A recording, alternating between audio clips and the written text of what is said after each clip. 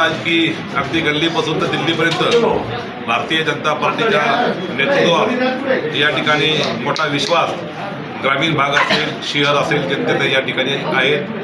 आदरणीय या देशाचे प्रधानमंत्री आदरणीय नरेंद्रभाई मोदी साहेब असतील, या राज्याचे कुशल मुख्यमंत्री आदरणीय देवेंद्र फडणवीस साहेब असतील, यांच्या नेतृत्वाखाली आपल्या राज्याची आणि देशाची या ठिकाणी प्रगतीकडे मोठी वाटचाल या ठिकाणी होत आहे.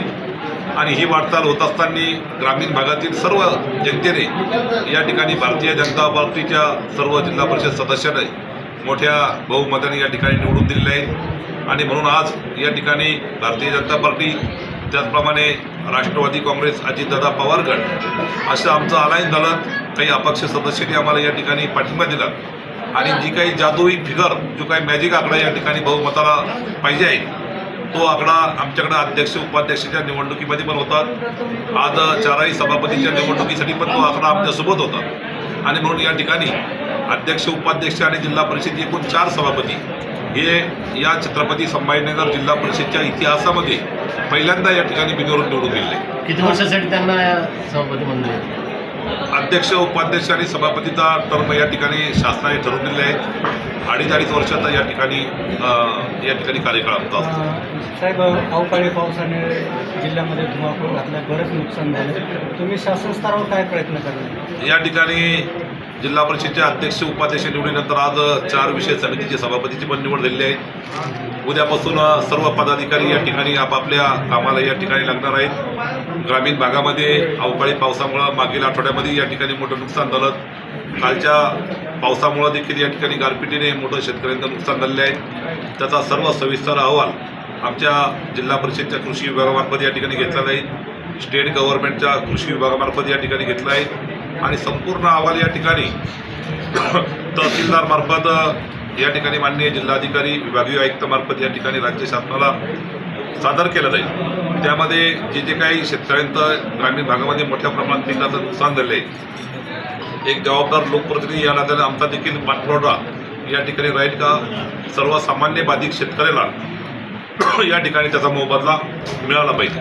उन्हाळ्याचे दिवस आहे, पाणी टंचाई कोणत्या गावात जाणवते आणि काय तुम्ही मात करणार? आणि एजीएसचे काम सध्या बंद आहे, नवीन रामजीची स्कीम सुरू झाली, त्याबद्दल काय म्हणणार? पुढील आठवड्यामध्ये माझ्यासह जिल्हा परिषदेचे सर्व पदाधिकारी हा पंचायत समिती निहाय या ठिकाणी ग्रामीण भागाचा दौरा करणार आहेत. आणि पंचायत समितीच्या या दौऱ्याच्या निमित्तानं त्या ठिकाणी आढावा बैठक घेऊन MRGS असतील, पाणी टंचाई असतील किंवा वेगवेगळे अनुषंगिक ग्रामीण भागातील प्रश्न असतील, त्याचा बारकाईने आढावा त्या ठिकाणी घेण्यात येतील आणि योग्य ते निर्देश त्या ठिकाणी ताबडतोब या ठिकाणी दिले जातील.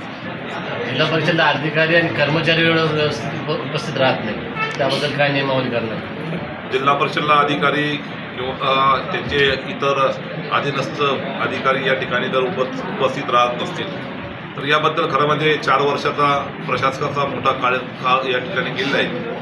आणि कदाचित त्यांना वेगवेगळ्या सवयी त्या ठिकाणी लागलेल्या असतील.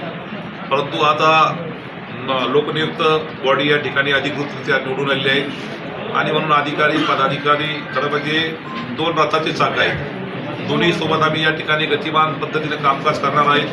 तरी पण जे कामचुकार अधिकारी असतील, ते वेळेवर या ठिकाणी येत नसतील तर त्याचाही या ठिकाणी तात्काळ लवकरात लवकर आढावा घेतला जाईल. आणि या ठिकाणी मुख्य कार्यकारी असतील, डेप्युटी सीओ, सामान्य प्रशासक असतील, ॲडिशनल सीओ असतील, यांना देखील मी या ठिकाणी कारवाई करण्याचे निर्देश लवकर देतो. गेल्या आठवड्यात बजेट पास झालं, आपल्या जिल्ह्याला काय मिळालं? तुम्ही काय मागणी केली होती? काय बजेटचा काय फायदा झाला जिल्हा परिषद? बजेट हे आम्ही निवडून येण्याच्या अगोदर मुख्य कार्यकारी अधिकारी आणि कॅपो यांनी या ठिकाणी प्रशासनाला सादर केलेलं आहे. झालं तर या संदर्भात काय म्हणायचं? आता 100% भारतीय जनता पार्टीच्या पक्षश्रेष्ठीने जो आमच्यावर विश्वास टाकला, माझ्यासारख्या कार्यकर्त्यांची संधी दिली, हा संधीचा उपयोग जनतेच्या सेवेसाठी ग्रामीण भागातील जे काही जनतेच्या जिल्हा परिषदमार्फत योजना असतात तर ते प्रत्येक शेवट घटकापर्यंत जायला पाहिजे, हे हेतूने सगळे कामं करतात. आणि भारतीय जनता पार्टीचा विचार आणि काम हे आपल्या जिल्ह्यात सर्वदूर पोहोचण्यासाठी ह्या पदाच्या माध्यमातून 100% जनतेची सेवा होईल हे हेतूने काम करतात. जिल्हा परिषदेत सर्वात मोठा खाता म्हणून बांधकाम विभाग हा शिक्षण महत्त्वाचा विभाग आहे. आणि या विभागाअंतर्गत जिल्ह्यामध्ये इतर बांधकामासंदर्भामध्ये कामं असतात, तर अनेक कामं रखडलेली आहेत. ती कामं आपण कशा पद्धतीने मार्गी लावणार आहे? मी माझं वैयक्तिक मत आहे, आता लहान मोठं हा बघण्याचा दृष्टिकोन आहे. जरी कागदोर वेगळा असेल, छोटं जरी खातं असेल तर आपल्या स्वतःवर आहे, आपण किती चांगलं काम करतो. आणि ह्या नक्कीच जरा तुमच्या ज्येष्ठ लोकांचं म्हणणं आहे, ह्या खात्याला खूप महत्त्व आहे. हे महत्त्व मी तितकी जिम्मेदारी की आपल्या जिल्ह्यातील ग्रामीण भागात बांधकाम विभागातून जे जे काय कामं रखडलेली आणि रखडलेली कामं पूर्ण करून नवीन योजनेतले कामं करण्याची जिम्मेदारी व ती जिम्मेदारी आमची आहे आणि ती 100% प्रामाणिकपणे आम्ही जनतेची बांधिलकी म्हणून त्याला पूर्ण करणार. बजेटमध्ये काय मागणी केलेली आहे? तर बजेटला मी नवीनच आहे. 2दा ग्रामपंचायतला आलो, एकदा सरपंच झालो आणि आता ती संधी मिळाली तर अधिकारी लोकांसोबत काय चर्चा करून अध्यक्ष उपाध्यक्ष यांच्या नेतृत्वाला आम्ही जिल्हा परिषदेचं कामकाज आणि आमचे जे काय भारतीय जनता पार्टीचे जिल्ह्याचे आपलं जे नेतृत्व आहे, अतुलजी सावे साहेब आहे, बम साहेब आहे, चव्हाणताई आहे, यांच्या सगळ्याच्या माध्यमातून 100% जनतेचे हिताचं काम सगळे मिळून करणार. आपण एक तरुण तळतळ उमेदवार आहेत, आपण अतिशय लोकप्रिय आहेत ग्रामीण भागामध्ये. आपल्या कार्याचा ठसा भविष्यामध्ये कसा राहील या दृष्टीनं आपण कुठली कामं करणार आहे? जिल्हा परिषद माध्यमातून जे काही जनतेच्या अधिकाराचे विषय तर ते जनतेपर्यंत पोहोचणं आणि सगळ्यात महत्त्वाचं प्रामाणिकपणे ह्या पदाला न्याय देणं. लोकांना जिल्हा परिषदला इथं आल्यानंतर किंवा त्यांच्या समस्याविषयी मी त्यांच्या जागेवर जाऊन उपलब्ध होणं हे हेतून मी काम करतो. उन्हाळ्याचे दिवस हे पाणी टंचाईवर कसे मात करणार? आमची एक आढावा बैठकीत आम्ही त्या विषयावर चर्चा केली. ते काही टँकरचं नियोजन आहे, काही विहीर अधिग्रहणाचे विषय होते. त्या आढावा बैठकीत आम्हाला ज्या अधिकाऱ्यांनी ब्रिफिंग केलं त्या अनुषंगाने आता येणारे जे मी ठोस भूमिका घेऊन आपल्या जिल्ह्याला पाण्यापासून जे काही वंचित काही गाव आहेत तर त्या ठिकाणी नक्कीच आपण पाण्याची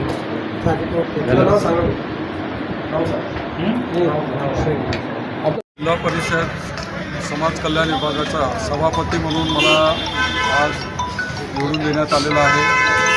खरं म्हणजे एक तळागाळातील लोकांसाठी काम करण्याची संधी या निमित्तानं मला मिळालेली आहे आणि ह्या संधीचं निश्चितपणे मी सेवा करेन. हे जे खातं आहे, समाजातले जे उपेक्षित पीडित लोक आहेत त्यांचा उत्थान करण्यासाठी हे खातं शासनाचं आहे. तर ह्या खात्याचं जे ध्येय आहे त्या ध्येयाच्या पोहोचण्याचा आणि जी काही आजची परिस्थिती आहे ती परिस्थिती निश्चितपणे सुधारण्याचा आम्ही प्रयत्न करणार आहे. तुम्ही प्रशासकीय सेवेमध्ये होता साहेब, आता इथून पुढं तुमच्या अनुभवाचा काही फायदा होईल? निश्चितच ह्या ज्या काही योजना आहेत त्या योजना कुठे बारगळतात, का बारगळतात आणि त्यासंबंधीच्या फाईल्स पुढे का ढकलल्या जात नाहीत, कुठे अडकतात याबाबतची निश्चित मला त्याची जाण आहे आणि चांगल्या योजना ह्या लोकांपर्यंत पोहोचल्या जातील यासाठी मी प्रयत्न करणार आहे. साहेब, महाराष्ट्र पोलिसांची ख्याती ही इंटरपोल पोलिसांची केली जाते. त्या डिपार्टमेंटमध्ये आपण होतात, ACP म्हणून आपण सेवानिवृत्त झालात. अतिशय लोकप्रिय अधिकारी अशी आपली ख्याती डिपार्टमेंटला आहे. आता आपण जिल्हा परिषदमध्ये लोकांच्या सेवेमध्ये कार्यरत झाले आहात. आपण लोकांची सेवा कशा पद्धतीने करणार आहात?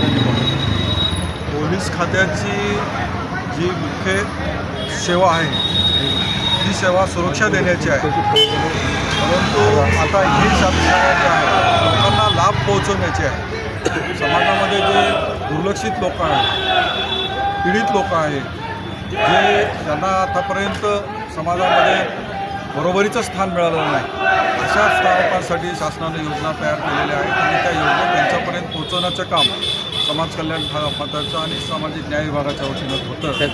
तर ह्या सेवा निश्चितपणे लोकांपर्यंत पोहोचवण्यासाठी चांगले प्रयत्न आमच्या वतीने केले जातात. शेवटच्या पासून निवडीचं श्रेय कोणाला देणार?